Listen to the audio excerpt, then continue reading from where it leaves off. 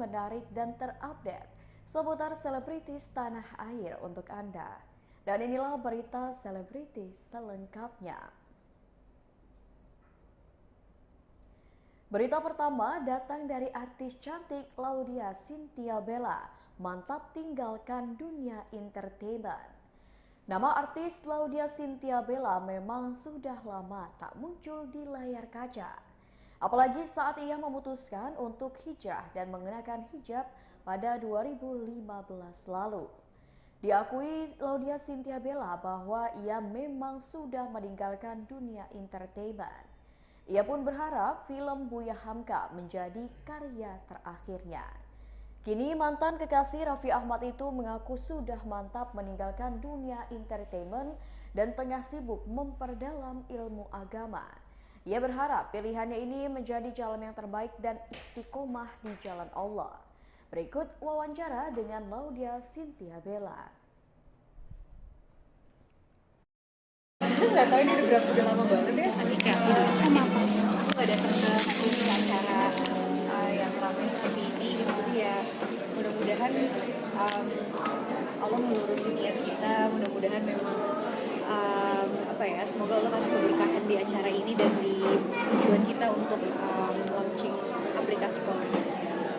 Tapi kalau Mbak Bella sendiri emang orangnya suka nggak sih pakai aplikasi game kayak mengingatkan sholat, tadi? Iya, mungkin aplikasi seperti ini sangat penting banget ya kalau buat saya sih. Alhamdulillah saya menggunakannya gitu karena untuk kita lihat kiblat dan juga untuk ada doa-doa yang lainnya gitu kan. Jadi ya kita sebagai muslimah perlu sih karena yang selalu kita pegang itu kan smartphone. Jadi yang selalu kita buka pun kalau saya ya, yang selalu saya buka pasti kayak sekarang kayak saya lagi lokasi di mana gitu, misalnya lagi pulang ke Bandung apa segala macam, itu kan pasti langsung terdetek sendiri untuk jamnya. Jadi sangat membantu banget gak sih dengan hijrahnya dirimu? Belajar. Oke, tapi kalau baca Al-Quran sendiri masih pakai suka aplikasi nggak sih? Kalau lagi datang bulan iya. Oh gitu. Pakai aplikasi bacanya. Tapi itu nerusin dari yang sebelumnya atau gimana? Dari yang kamera kak? Dari mushaf. Dari ayat ya nerusin mbak, nerusin ya. Dari mushaf terus kalau misalnya kayak lagi halangan pasti bukanya pakai aplikasi. suka pakai ada target apa sih? Kata Al-Quran gitu. Ada target sehari berapa gitu. Atau mungkin ini membantu juga aplikasinya buat mengingatkan kalau mungkin lagi nggak ada kesibukan, baca juga gitu. Insya Allah, alhamdulillah sih Allah yang baik yang kasih pertolongan untuk saya bisa ingat apa segala macam tuh, masya Allah sampai saat ini benar-benar pertolongan Allah gitu, dan bukan karena aplikasinya tapi ya karena Allah, tapi Allah lewat aplikasi untuk notification segala macam gitu. Jadi ya tapi yang penting di sini kita jangan sampai menggantungkan hati kita sama aplikasi ya. Tapi yang penting mudah-mudahan yang tadi kayak saya bilang, saya berharap sekali mudah-mudahan Allah Subhanahu Wa Taala kasih pertolongannya lewat aplikasi ini, kasih ikhtiar kita kan lagi pengen belajar nih, dan apalagi di aplikasi Kolbi Apps ini ada fitur-fitur yang belum pernah saya temuin gitu, belum pernah saya temu di aplikasi manapun belum ada gitu. Aplikasi yang info kajian, aplikasi notification intin baca hari Kamis nih, hari Jumat intin baca surat Al-Kahfi sih alhamdulillah ada ya di beberapa aplikasi yang lain gitu. Cuman kalau kajian kita bakalan bisa chat sama yang satu dengan yang lainnya, kayak saya baru tahunya Kolbi. Tapi saya nggak tahu, mungkin ada di luar sana, tapi yang benar-benar saya baru tahu pertama kali kayak ini bisa ada komunitas ya masya Allah, karena komunitas itu penting sekali ya, lingkungan tuh penting sekali, info-info tentang kajian, info-info yang positif. Kalau untuk saya pribadi sih itu udah kayak kebutuhan gitu. Jadi alhamdulillah senang banget gitu. Banyak godaan juga nggak sih menuju yang baik-baik itu kan pasti banyak Istiqomah ini ada godaan-godaan nggak untuk mengalami itu juga. Itu salah satu doa yang insya Allah selalu saya minta ya, namanya istiqomah itu susah banget gitu, dan mudah-mudahan semoga Allah kasih pertolongan, mudah-mudahan bisa selalu istiqomah. Tapi masih banyak godaannya mungkin kak untuk istiqomah, masih ada aja godaan-godaan. Siapapun ya namanya setan yang mbak ya, dimanapun kapanpun selalu ada gitu ya. Jadi ya itu dia, mudah-mudahan niat kita untuk istiqomah semoga Allah luruskan niatnya, semoga mudah-mudahan dengan Kolbi Apps kita semua yang lagi pengen belajar bisa istiqomah. Jadi itu tadi bilang kan hampir 2 tahun nggak ketemu nih sama kita gitu kan. Lagi deh kayaknya. Memang Tapi ya, sengaja kangen ya ingin sama Kamila. memang sengaja ingin pelan-pelan menurunkan Itu dia sih, mohon doanya ya Mbak, mudah-mudahan karena emang insya Allah udah nggak ada film lagi, insya Allah, mudah-mudahan ya Allah semoga istiqomah. tiba-tiba banyak tawaran lah ya. Ada aja lah. Kita mohon maaf pertanyaannya seputar Polbi aja ya. Oke. Tapi emang kayak tadi bilang proses istiqomahnya si Yiri emang meninggalkan benar kayak tadi akan meninggalkan juga kah hal-hal Kalau untuk meninggalkan film sih memang udah lama ya Mbak, udah sekitar terakhir tuh film Buya Hamka, terakhir Buya Hamka. Lupa ya, udah itu terakhir sih. Emang udah niat insya Allah ya, semoga Allah tolong ya.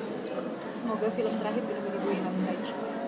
Berarti saat ini memang benar-benar fokus bisnis dan CR ya, seperti itu. Enggak sih Mbak, nggak sampai ke titik itu belum. Jadi sekarang belajar aja ya Mbak, sekarang lagi fokus ini sama-sama Polbi nih, kita pengen belajar bareng Polbi. Berita selanjutnya adalah kabar duka. Ayah Indra Wibowo meninggal dunia. Ayah pesinetron Indah Birowo Letkol Purnama Wargandi Suryo meninggal dunia pada Jumat 29 Juli 2022. Sang ayah dimakamkan di TPU Tanah Kusir, Kebayoran Lama, Jakarta Selatan pada Sabtu 30 Juli 2022. Sebelumnya, Wargandi meninggal dunia di Rumah Sakit Umum Daerah Tebet dikarenakan sakit di usianya yang menginjak 85 tahun. Dari pantauan Dit.id, saat upacara pemakaman, Indra Birowo dan anggota keluarga hadir di sekitar liang lahat. Ada juga beberapa anggota militer yang hadir di upacara pemakaman Wargandi Suryo. Memang saat hidup, Wargandi Suryo tergabung sebagai anggota militer hingga berpangkat letnan kolonel. Pemakamannya pun dilaksanakan dengan upacara militer.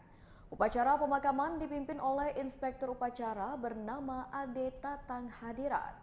Indra Birowo hadir sebagai salah satu dari 3 orang yang menurunkan jenazah Wargandi ke liang lahat. Usai jenazah Wargandi dimakamkan, Indra Birowo dan anggota keluarga lainnya mengelilingi kuburan untuk melantunkan doa-doa. Sesekali Indra menyeka air matanya sambil melantunkan doa untuk sang ayah. Kabar kepergian ayah Indra Birowo awalnya diunggah oleh sahabat Indra, yakni Devi Waluyo, melalui unggahan Instastory. Berikut wawancara dengan Indra. Akhir tuh udah mulai sakit stroke gitu. Jadi singkat cerita itu stroke-nya udah 3 kali. Di umur 50-an, hampir 60, terus di umur 60 akhir, sampai 70-an kalau nggak salah, itu stroke yang 3. Jadi efek dari stroke itu di ujungnya bikin kepalanya itu jadi tidak sebagus orang normal gitu. Dari itu penyakitnya, kan dia punya darah tinggi itu. Jadi itu juga komplikasi sama penyakit otaknya itu. Penyumbatan. Bentar ya Tok ya. Penyumbatan. Ya ada penyumbatan dulu, makanya stroke 3 kali. Itu ada penyumbatan. Tapi udah lama sekali. Perjalanannya sudah banyak sehat sebetulnya. Obatnya juga sebetulnya udah stabil, tensinya bagus, stabil, segala macam sehatnya. Cuman memang udah semakin di umur 80-an itu, sejak dia umur 82-83 itu penurunan kesadarannya itu, karena kan lebih banyak di penyakit di otak. Kesadarannya itu menurun drastis tuh. Sampai terus 83, 84, 85. Nah, 85 makin turun lagi tuh. Jadi obat untuk di otaknya juga ditambah dosisnya. Nah di umur 87 ini ya udah beberapa hari, udah seminggu itu makan susah macam. Tapi memang kita sudah mengikuti perjalanannya segitu lama gitu. Jadi tidak merasa kaget lagi, karena kita, kalau saya sih di ujungnya saya juga udah siap. Tahu dari dokter, tahu dari ciri-ciri segala macam. Memang jadi seperti itu gitu. Ya udah. Pada saat Saya lagi mau ke lokasi, terus ditelepon dari rumah, kondisinya udah agak susah respon. Terus di foto, terus saya ngerasa ini kayaknya udah bahaya banget nih gitu. Akhirnya saya putar balik pulang. Ya udah sampai kan udah pesenin ambulan. Begitu saya mau masuk Jakarta, ambulannya udah jemput. Akhirnya dibawa ke rumah sakit. Jadi kira-kira kejadiannya itu jam 1, hampir setengah 2. Itu di rumah sakit. Iya. Jadi sebelum dibawa ke rumah sakit, di rumah udah kelihatannya udah nggak ada gangguan. Tapi untuk membuktikan itu kan harus konfirmasi dokter. Ya udah dibawa ke UGD dulu. Mungkin sudah Oh ya, perjalanannya sekian panjang. Waktu kakakku semuanya pada kuliah di luar, akunya sama papa, sama mama. Dia merawat mama papa tuh dari SMA, kuliah, lama sekali gitu kan. Lalu di rumah kan karena yang dua kan kuliah di luar. Ya, sosok almarhum sendiri mungkin di mata Mas Indra seperti apa? ya karena dia memang dari militer ya, jadi disiplin, cukup keras, cukup tegas. Walaupun keras tapi kerasnya karena dia karena pingin anaknya juga baik seperti dia. Jadi emang alhamdulillah sih dengan cara dia didik gitu, cara dia kehidupan kita semua keluarga. Kita tahu biar bagaimanapun pasti ada sayangnya, sayang abal kita. Kayak agak keras supaya kita juga lebih aware tentang masalah-masalah yang akan dihadapin gitu nantinya. Kenangan paling manis apa sih Mas? Apa? Sama ayahnya kenangan paling manis. Ya yang jelas sih kayak jalan-jalan, makan bareng, ulang tahun tuh di begitu udah mulai 60-70 kan kita juga udah sering di Jakarta ya, jadi banyak acara-acara di rumah, terus ajak makan kemana, jalan-jalan, foto keluarga gitu, lebih ke situ sih. Nilai-nilai kehidupan mungkin yang diajarkan sama almarhum sama Indra yang masih Salah satu tuh ini, jadi kalau kita melakukan sesuatu yang enak jangan sampai berlebihan. Senang boleh tapi jangan berlebihan, karena suatu saat pasti akan ada di bawah, pasti ada hal-hal yang kemudian memutarbalikan itu gitu. Tetap harus jangan, kalau senang jangan terlalu kesenangan, kalau sedih juga jangan terlalu larut. ada hal yang belum dilakukan. Oh ada sih, sebetulnya papaku tuh udah berapa tahun ke belakang pengen bawanya mau pulang mulu, pulang ke rumah orang tuanya, cuman kita nggak kasih kan, harus berapa kali sempet sih, tapi cuma liburan aja.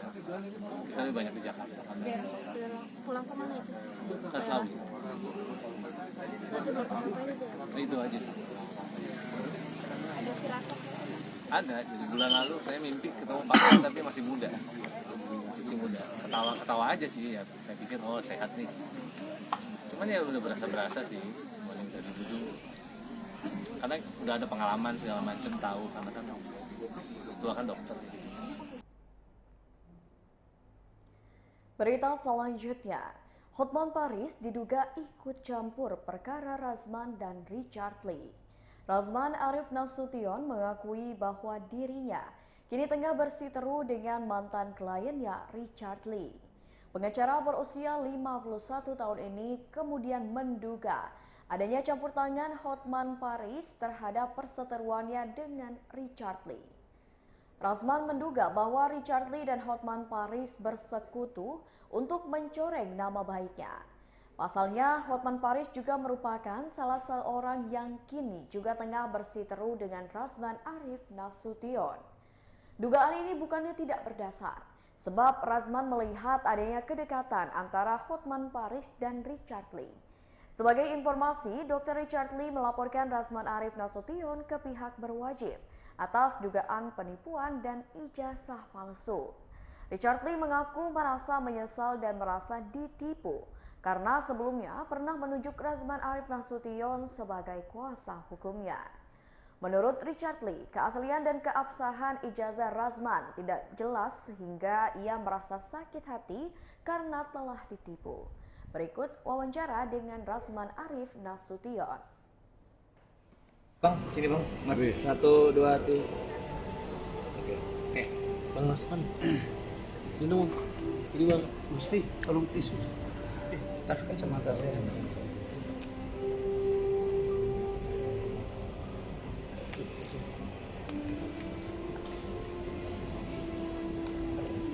Kalau pakai kacamata ini harus kelihatan keren dulu. Dah. Yung, ano kacamata hitam ang review? Kita tukar style ya, boleh ya?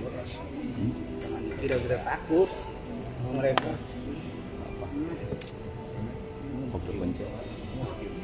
Oke. Assalamualaikum warahmatullahi wabarakatuh. Waalaikumsalam. Tanya cara nanya ini depan gue lagi lihat yang di Baik, ini ada berapa yang live ya? Live. Coba, berapa orang yang live? Satu. Live dari mana aja tuh? Live semua ya? Ya. Live. Yuk, mulai. Bismillahirrahmanirrahim. Rabbi shrah li sadri wa yassir li amri wahlul 'uqdatam min lisani yafqahu qawli. La ilaha illa anta subhanaka inni kuntu minadh dhalimin. Allahumma rabban nas adhibil ba'sa wasfi anta safi la sifan illa sifauka sifan ayo qad mustaqbal. Banyak yang nanya ke saya, ini apa ini? Itu tandanya saya orang beragama, mengerti hukum dunia, hukum akhirat. Itulah yang membedakan saya. Pertama, saya mohon supaya Allah meluruskan lidah saya, tidak melenceng, dan supaya kalian paham maksud saya. Yang kedua, saya berlindung kepada Allah dari kezoliman manusia, dari jin-jin, kejahatan syaitan. Yang ketiga, saya bermohon pada Allah mengangkat seluruh penyakit pada diri saya tanpa bekas, dan mengangkat semua penyakit perbuatan manusia pada diri saya tanpa bekas. Maksudnya. Jadi, dan apa yang saya lakukan adalah obat bagi diri saya, karena Al-Quran, agama saya, kitab saya adalah obat bagi saya untuk saya menuju ke depan. Itu maksudnya ya. Jadi saya bacakan itu sesuai dengan perintah ayah saya. Saudara-saudara sekalian, saya respon ini sebagaimana saya katakan sebenarnya sudah saya menghindari. Cukuplah lewat Instagram saya. Dan saya terima kasih Instagram saya itu sudah menjadi rujukan. Saya dapat informasi sudah sampai bahkan ke Bapak Presiden, kepada para Menteri Kabinet Indonesia Maju, sudah sampai kepada Bapak Kapolri, Bapak Wakapolri, Jaksa Agung, informasi ya yang sampai ke saya. Mudah-mudahan saya percaya kemuliaan diberikan Allah pada saya, dan seluruh orang yang benci kepada saya terbuka hatinya untuk berbuat baik, karena Allah maha membolak-balikkan hati manusia. Karena itu saya sekali lagi bertemu dengan rekan-rekan media semua sebagai hak jawab saya untuk kalian dan dimakmur seluruh Indonesia.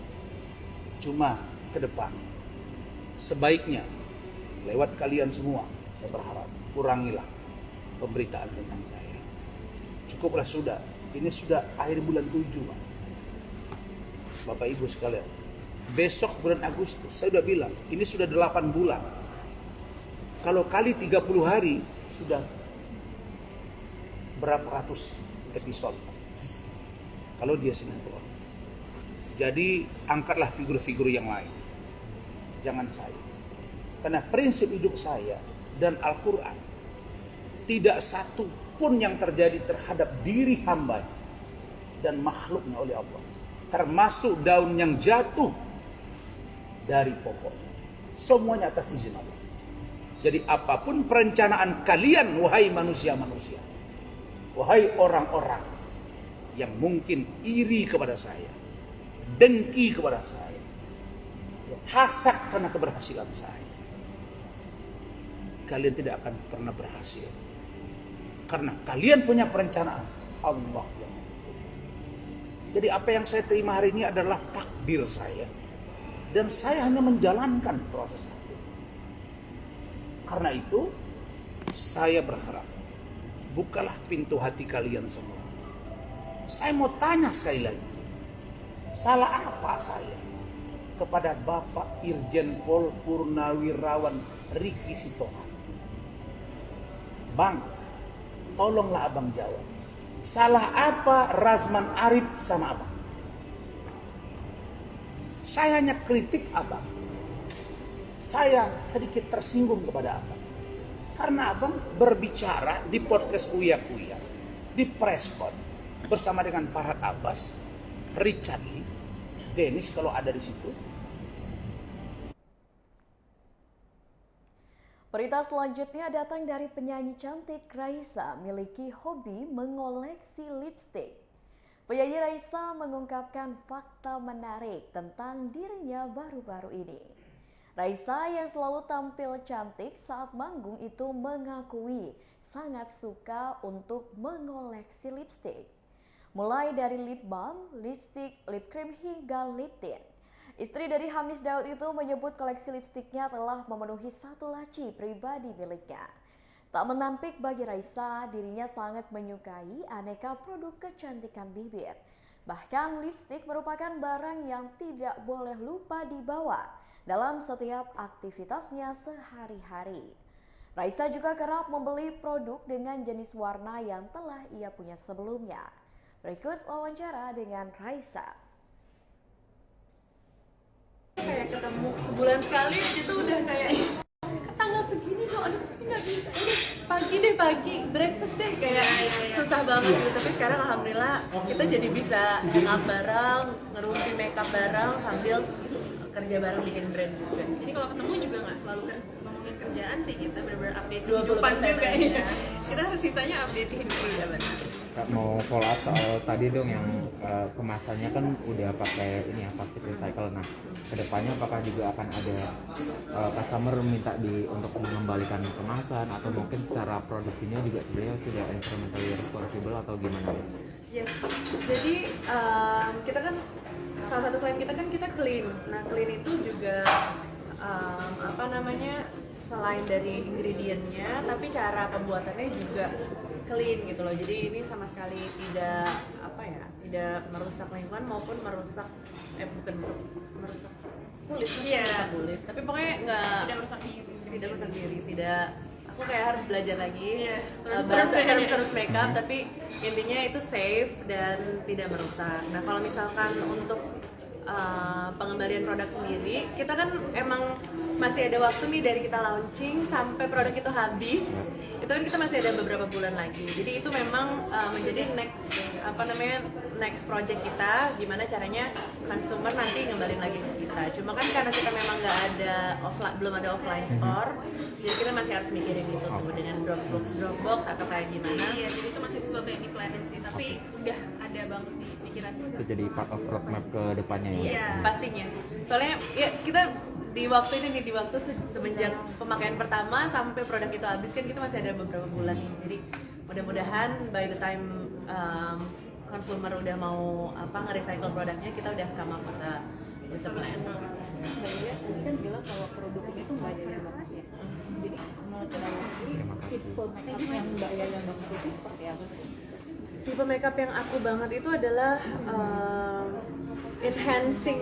Jadi everything tuh enhance, jadi nggak dirubah, nggak di otak-atik, tapi kayak misalkan kita punya alis begini tapi rapi, terus punya warna bibir begini tapi merona gitu. Jadi aku lebih ke enhancing your natural beauty gitu sih, not change. Iya, jadi kayak natural. Tapi ya sehari-hari ya natural. Kalau term sekarang kayak clean girl aesthetic. Clean girl aesthetic itu adalah my life.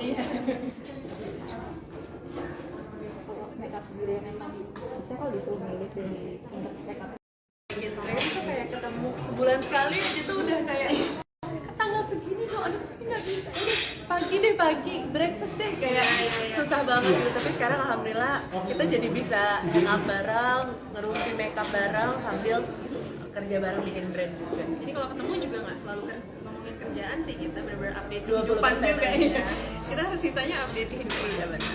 Kak, mau follow up soal tadi dong yang kemasannya kan udah pakai ini ya, plastik recycle. Nah, kedepannya apakah juga akan ada customer minta untuk mengembalikan kemasan atau mungkin secara produksinya juga sebenarnya sudah environmentally responsible atau gimana? Yes, jadi kita kan salah satu klaim kita kan kita clean. Nah clean itu juga selain dari ingredientnya, tapi cara pembuatannya juga clean gitu loh. Jadi ini sama sekali tidak tidak merusak lingkungan maupun merusak bukan merusak kulit, kulit. Tapi pokoknya tidak merusak diri, tidak.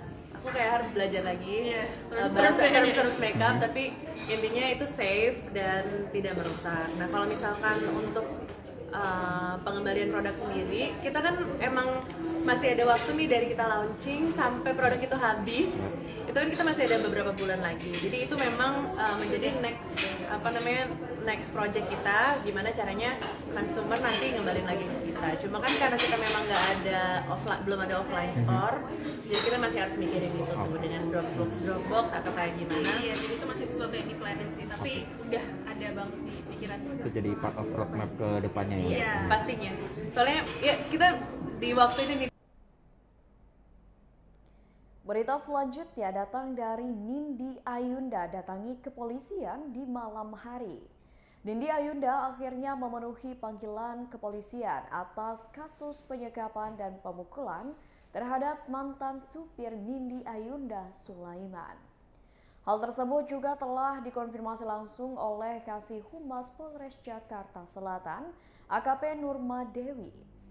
Nurma Dewi mengungkapkan bahwa Nindi Ayunda sudah hadir ke Kapolres Metro Jakarta Selatan sejak Kamis 28 Juli 2022, di mana Nindi Ayunda mendatangi kepolisian dalam keadaan malam hari.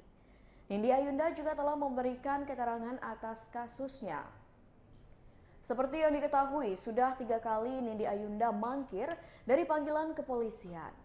Nindi Ayunda sempat dilaporkan oleh istri mantan sopir pribadinya Sulaiman atas kasus dugaan penyekapan. Setelah laporan tersebut, Sulaiman membuat pengumuman bahwa penyekapan tersebut tidak pernah ada. Alasan istrinya melapor ke polisi diungkapkan Sulaiman karena khawatir suaminya tak kunjung pulang. Namun hingga kini istri Sulaiman belum mencabut laporannya dan proses hukum terus berlanjut. Berikut wawancara dengan pihak kepolisian. Ya, Bu Nurma mungkin sedikit mengupdate mengenai Nindi yang sudah datang ke Polres. Ya baik, terima kasih untuk saudari kita N. Semalam sudah datang ke Polres Jakarta Selatan, kemudian sudah memberikan keterangan. Mudah-mudahan untuk keterangan dari saudari N dapat membuka kejelasan suatu perkara. Bu, hanya N-nya saja atau bersama ibunya? Enggak, cuma N saja. Datang sendiri atau didampingi kuasa hukum? Ya jelas N-nya datang, kemudian dimintain keterangan. Saat ini masih di dalam, Bu? Masih di dalam. Semalam saudari N sudah datang hadir ke Polres Jakarta Selatan, kemudian memberikan keterangan. Yang berapa Bu datang? Sampai saat ini. Sendiri sudah statusnya Bu? Untuk status masih saksi karena memang harus pendalaman, kemudian memang kita minta keterangan yang jelas dari saudara N. Itu saja kan. Bu, artinya kedatangannya dijemput paksa atau bagaimana? Datang sendiri Bu? Datang sendiri saudari kita N datang sendiri, kemudian memberikan keterangan. Itu saja rekan-rekan, terima kasih. Ditonya sendiri kenapa nggak datang Bu? Oke. Tapi sekarang lagi pemeriksaan nggak sih Bu? Masih. Biasanya makan waktu berapa pendalaman. lama pemeriksaan? Jadi untuk pendalaman kita tetap minta keterangan yang jelas dari saudara N. Diberlakukan pemeriksaan 1 kali 24 jam Bu? Tetap kita meminta keterangan yang jelas dari saudara N. Kemudian saudara N juga memberi keterangan kepada kita untuk kasus ini jelas kita memeriksa dengan udah itu aja ya. Datangnya jam berapa Bu? Jam berapa? Nanti dikit lagi lah. Kan ngambilnya dikit dulu. Dalam apa sih prosesnya itu? Biasanya